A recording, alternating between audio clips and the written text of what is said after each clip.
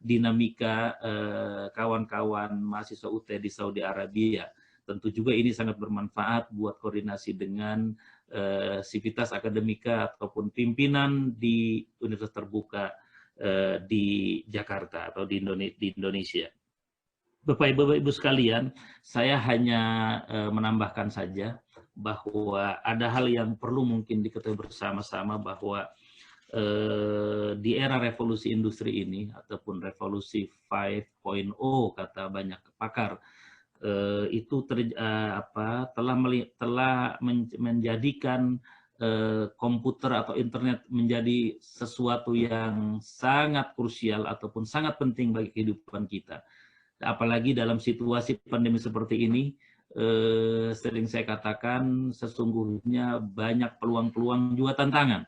Setidaknya peluang itu potensi meningkatnya tingkat pendapatan global dan kualitas hidup manusia makin meningkat. Ya tentu gara-gara pandemi ini tentu tidak semuanya mengalami hal serupa. Mungkin kualitas kehidupan dengan keluarga makin meningkat karena memang banyak bekerja work from home dari rumah. Tentu silaturahmi meningkat, beribadah juga meningkat, bahkan rumah bukan saja menjadi sekedar untuk beristirahat, tapi juga rumah sudah menjadi tempat belajar, terutama bagi adik-adik kita, siswa di sekolah formal. Di antaranya tentu di sekolah Indonesia luar negeri, di Mekah, Jeddah, dan Riyadh. Rumah tidak lagi sebagai tempat beristirahat, tapi rumah sudah menjadi tempat untuk belajar. Rumah bahkan tempat bekerja. Bahkan kalau saya mengutip Pak Sinsin, rumah sudah menjadi tempat beribadah karena beberapa bulan yang lalu masjid musola ditutup. Jadi ini salah satu hikmah daripada pandemi ini. Di balik tentu ada hal-hal yang negatif. Salah satu positifnya keharmonisan keluarga, kualitas hubungan antara keluarga semakin meningkat. Dan mudah-mudahan silaturahmi juga walaupun tidak saling ketemu, tapi intensitas bersilaturahmi semakin meningkat juga. Namun demikian Bapak Ibu sekalian, di balik semua ini tentu ada hal-hal yang timbul, yaitu inovasi produk baru, layanan-layanan baru meningkat dan semakin efisien.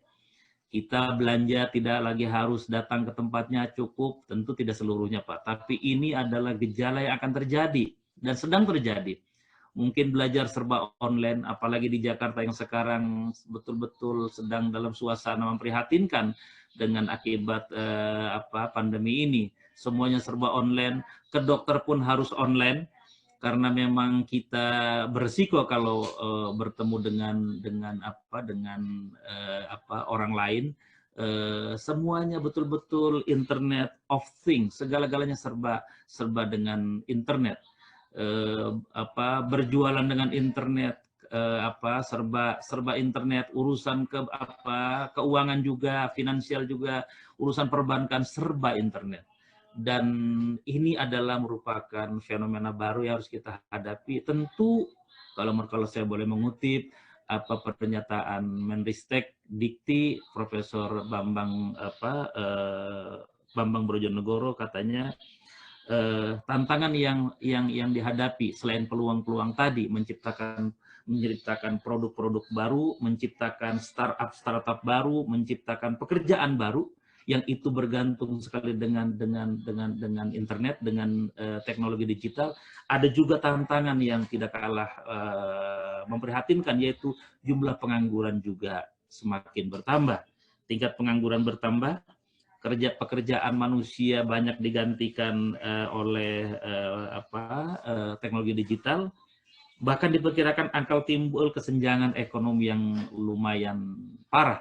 Karenanya ini saya mengingatkan kepada kawan-kawan semuanya, khususnya keluarga besar UT, mahasiswa UT, agar mempunyai pikiran ke depan, karena antisipasi, mudah-mudahan kita tidak menjadi bagian pengangguran yang sedang digilas oleh situasi era yang dampak daripada revolusi industri yang keempat itu. Karenanya dampak-dampaknya menurut perkiraan banyak pakar, saya hanya mengutip saja Bapak Ibu sekalian, bisa dilihat itu dari pernyataan Menristek Prof. Bambang Brojonegoro. Menurut banyak pakar sekitar ada 23 juta pekerjaan yang akan ada, yang ada sekarang ini akan digantikan secara otomatis dengan dari dampak revolusi industri ini. Sekitar 23 juta pekerjaan akan digantikan pada 2030 yang akan datang. Bayangkan itu. Dan itu karena dampak serba digital tersebut. Kemudian juga pekerjaan apa yang akan tergantikan? Adalah katanya pekerjaan yang bersifat repetisi berulang-ulang, seperti payroll, bendahara atau apalah yang melayani pelayanan, kemudian pembayaran, kemudian juga apalagi itu yang mengoleksi data seperti petugas sensus. Semuanya termasuk sekarang riset pun banyak dilakukan dengan teknologi digital.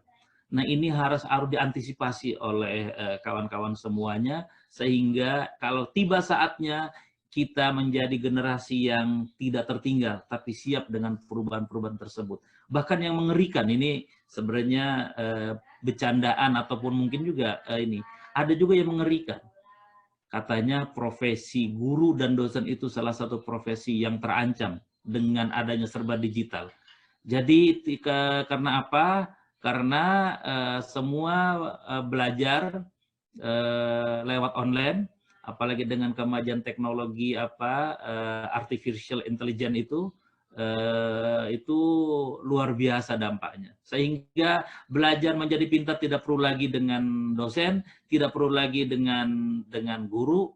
Mudah-mudahan saya sih yakin kalau guru ngaji tetap dibutuhkan, karena itu menyangkut praktik tajwid, nagom, dan sebagainya. Ya, tapi itu juga harus diantisipasi di kalangan para guru-guru agama, karena suka tidak suka. Sekarang karena gara-gara pandemi, banyak pesantren melakukan pembelajaran online. Juga demikian di Saudi Arabia. Banyak kampus yang mahasiswa kita belajar online, mereka berada di Indonesia karena belum bisa balik ke Saudi Arabia karena pandemi yang masih berlangsung.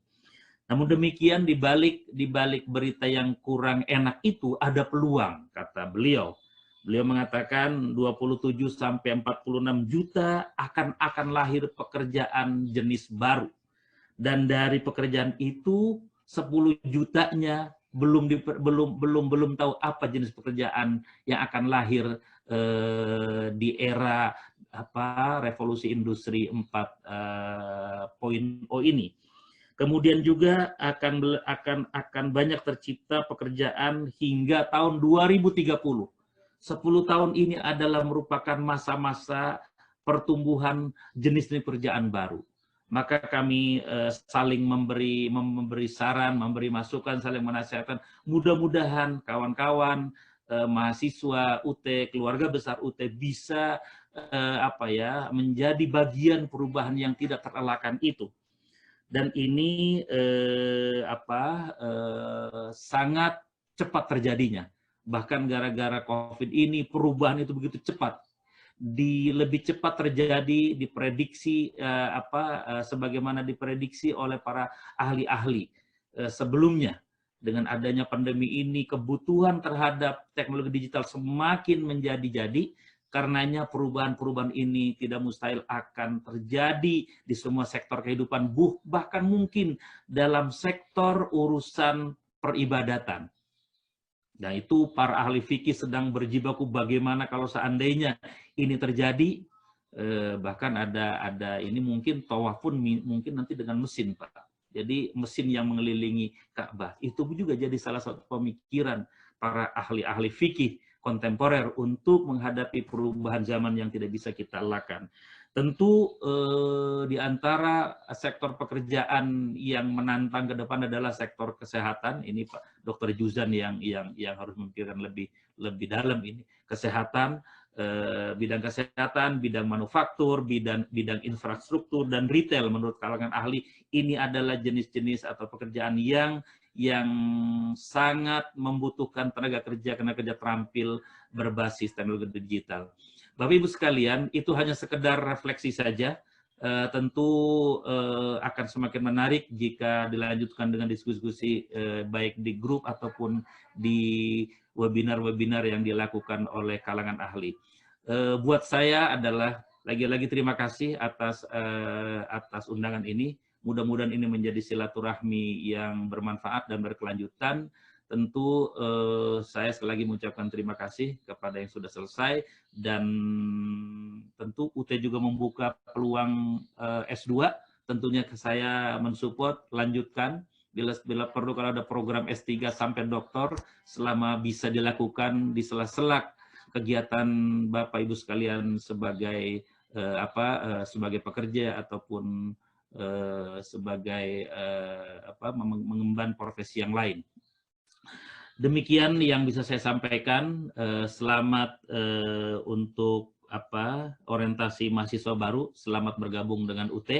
Dan dengan resmi, karena saya diminta untuk membuka dengan mengucapkan Bismillahirrahmanirrahim, acara pra-orientasi mahasiswa baru Universitas Terbuka Saudi Arabia tahun 2020 saya nyatakan dibuka. Demikian saja, terima kasih, mohon maaf, selamat berorientasi. Hadanallahu wa iyyakum ajma'in. Wassalamualaikum warahmatullahi wabarakatuh. Waalaikumsalam warahmatullahi wabarakatuh.